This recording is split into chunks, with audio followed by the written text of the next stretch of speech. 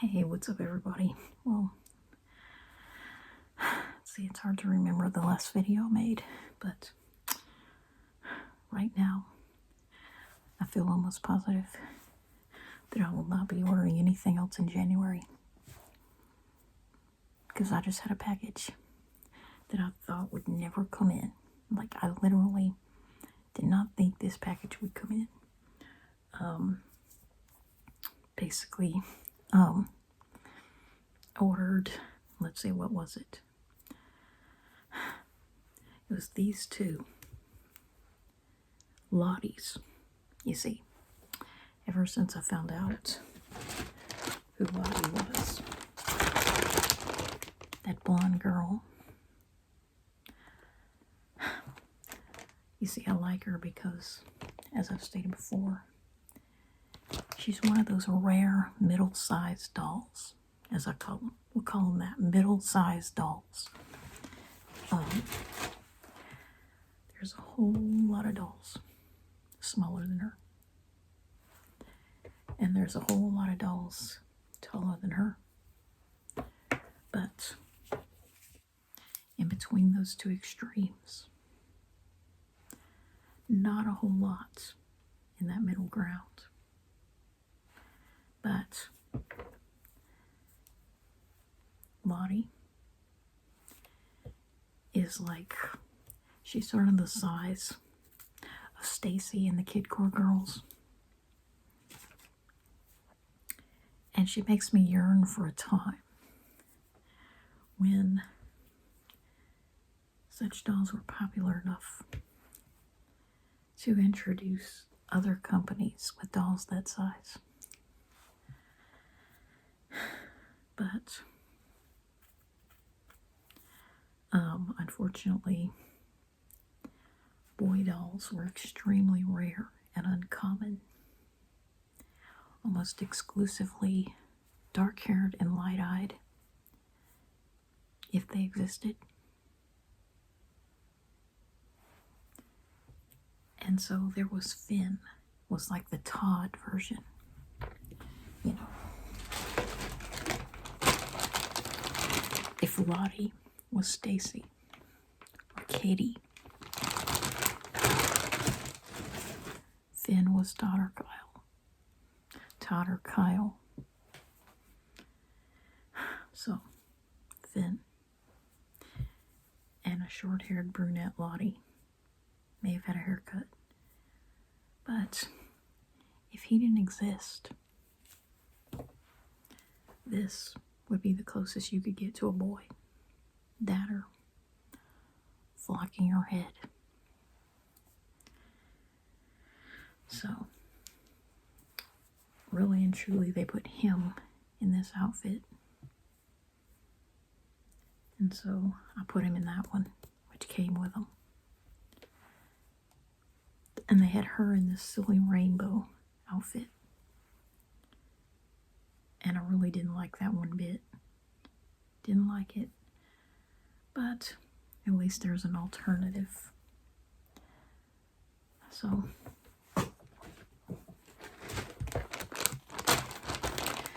there's the token boy Lottie. And I never did say what this doll's name was. One-of-a-kind Stacy boy before they existed. I named him Mark because there was Max and Marie. There was Stacy, who I thought should have been Macy, M-A-C-Y. So she'd be different. And Mark, M-A-R-C. I don't know why. I've always wanted a Mark. That was a Stacy boy. So.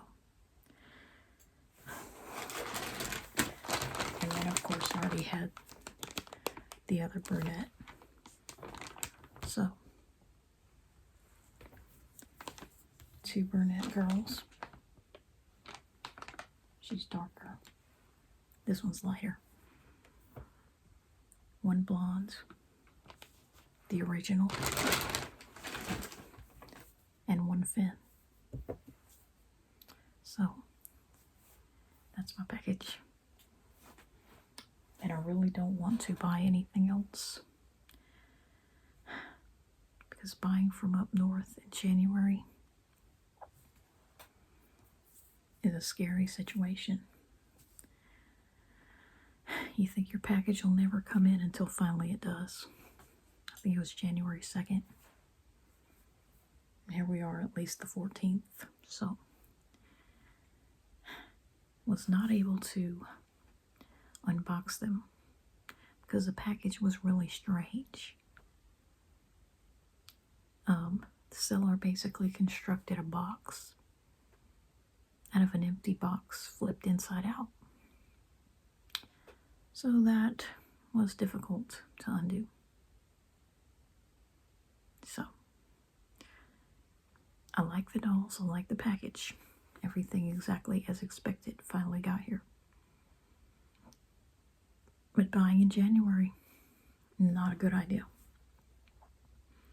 Certainly not from up north. And I'm glad the weather finally turned cold. So, that's it. And it came with a nice little note. Have to comment on that. So this was basically a Dollar Tree outfit. And, it's bad enough that his hair has to be a bit longer. But to stick him in a pink, clearly female pair of pajamas, just wrong. Do not like. And as for this one, I don't know. Don't really care for the rainbow. I could use it for another doll. Because it's just too obvious what the rainbow stands for, and I don't like. But yeah, it's like you never have more than one token male. You can tell his eyebrows are thicker, and he has no eyelashes. And his hair is as short as they could make it without being molded or flocked. But I just think it's wrong on so many levels. The way they always have to, I don't know, somewhat destroy the masculinity of the one token male. And that's in quotes because obviously they all have the same bodies. He doesn't have a thing down there. But I really hate that. When the male equivalent of girls can be anything they want, including astronauts and, male-dominated things, tends to be boys can be effeminate. I hate that. I hate it so much. Boys can wear pink, or boys can be an artist. I mean, not that we didn't already know that. Come on, the best artist and musician in the world were always men. Boys can babysit, boys can cook, boys can, have little, things about them that are sissified. And I don't think that's right. I think that your one token male should be a male to whatever extent possible. Get as far away from effeminacy. Get as far away from wearing pink, peach, and purple. Get as far away from anything to do with presenting as a girl in any way more than they inevitably will, just because you can't really, you can only masculinize a doll so much. It has the same body as the girls. But, and it came with tennis shoes, which I like. You can only do so much to really masculinize a doll. When none of them are actually male. But, they just, I don't care what the political beliefs are behind the doll. They still don't need to be, going around wearing rainbows and, doing things that in the real world would clearly be gay. And, I really, really and truly wanted to make a video one time about something to do with the Rugrats. It was probably a parody website, which is why I hesitate to get it out and read it. But, something written in 1998 that I wish I had time to read. And it's about how Rugrats, even before, that movie ever existed, that never should have been made 5 years before, it had already come to the attention of people that it wasn't right. The show wasn't right. It was wrong on so many levels.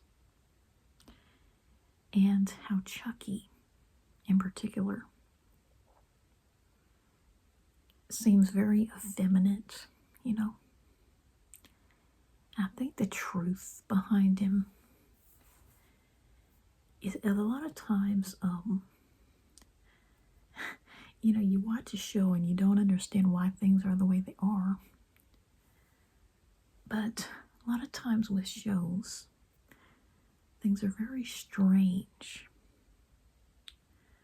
because they were not originally intended to be that way. I just wish I had some alone time to get out my computer and read that thing, that somebody wrote about Rugrats in 98, back when they didn't have Kimmy. And the show should have discontinued by the year 2000. But it had already been noticed that Chucky was extremely effeminate, sissified, long hair, purple glasses.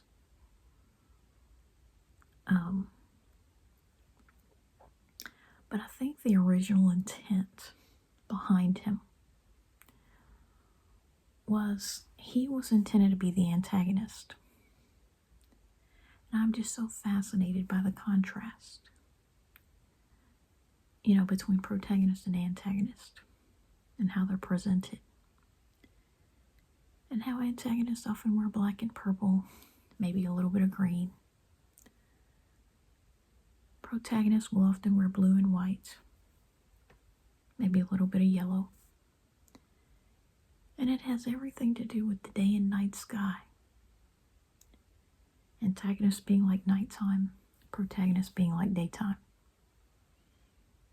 Antagonists are weird and bizarre and other, having strange names. Protagonists have more familiar names and are more relatable in various ways.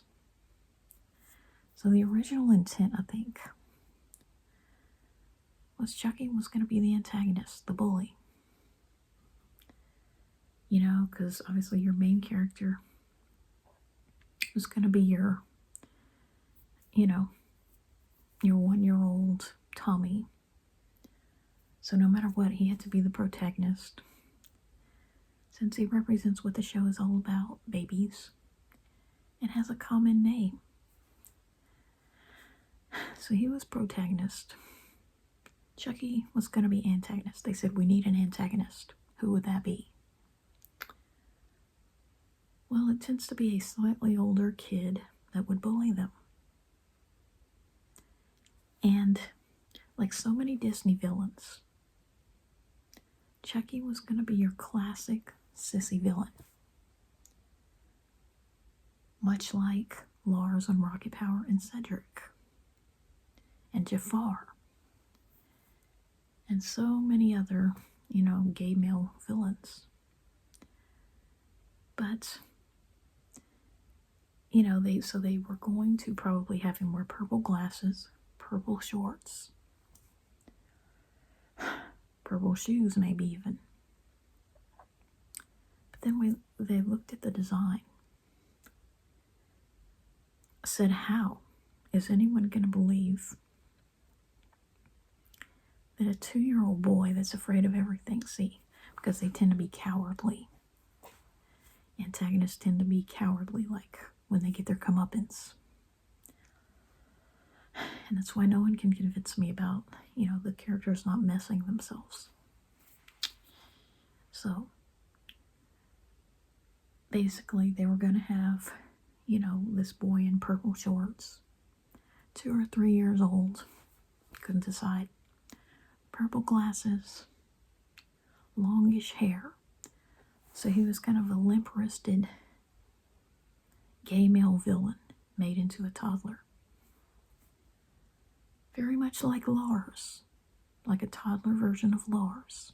Notice the similarities.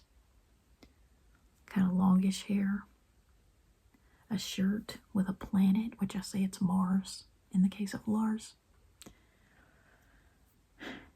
And so his name may not have even originally been Chucky. So they're going to have a villain. And it was going to be a 2-year-old that was me. And originally they thought of it being a boy. But one thing I've noticed is they hardly ever write antagonists as high-voiced little boys, because there's something angelic about such a person in real life that if you try to convey it in fiction, you'd almost have to make them have precocious puberty. Like, you'd have to be unrealistic in the way of casting a man as a little boy, sort of like Harold on Hey Arnold, having a man's voice at 9, or however old. You would almost have to,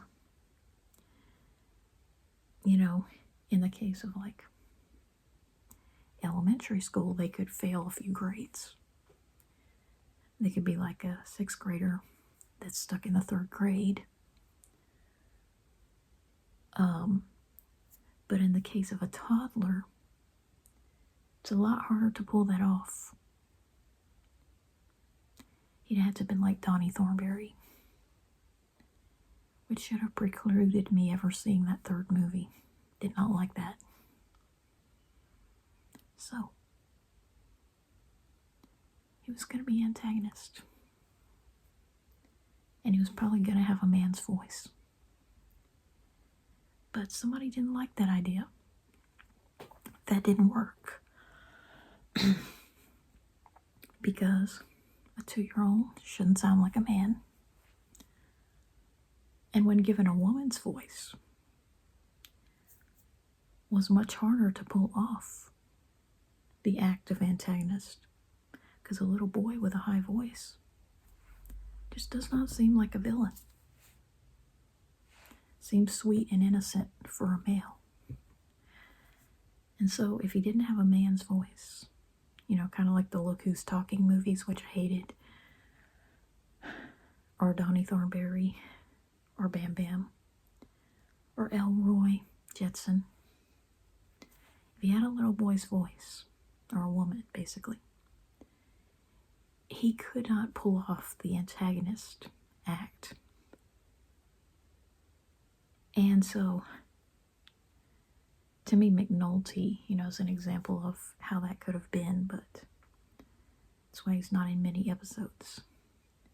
And the one Angelica for a Day is kind of a nod to that original intent. So that didn't work, because it's hard to convince the audience that high-voiced boys are anything but angelic. And especially at age 2. And if they're afraid of everything. So, they scrapped that idea. And said, well, we'll keep Chucky. But instead of a villain, he's just a fraidy cat that doesn't want to do things because he's afraid. And that gets in the way. But the real villain is going to be a girl. The other thing is there are a bunch of gay men behind this. So they probably didn't like that idea of vilifying being gay. So they made the villain who they really want to be villainous, and that's the female. So, they can't stand the idea of being with a woman. So a female villain comes natural to them.